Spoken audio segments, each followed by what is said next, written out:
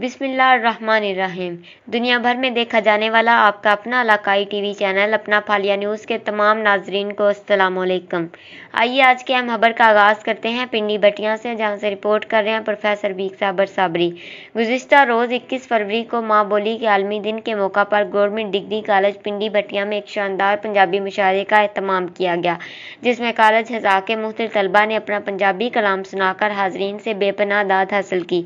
इसके अलावा साजा कराम में मौजूद पंजाबी शोरा ने भी अपना कलाम पेश किया, जिनमें professor Mohammad Asam, professor Shabir Hussain, professor Rai Mohammad Riaz Sajid, professor Ali Asghar Chishti और खुसूसी तौर पर प्रोफेसर बीक साबर साबरी के पंजाबी कलाम को बेहद सराहा गया। पंजाबी मुशायरे की इस खूबसूरत और यादगार तकरीब से प्रिंसिपल प्रोफेसर असद सलीम शेख ने खिताब करते हुए कहा कि पंजाबी हम सब की माँ बोली ज़ुबान है और इसको प्राइमरी जमात से लेकर BA तक तालीमी निसाब का हिस्सा बनना चाहिए, क्योंकि पंजाबी हर बच्चे का बुनियादी हक है। लिहाजा वक्त की अहम ज़रूरत है कि पंजाबी को तमाम तालीमी निसाब में शामिल किया जाए।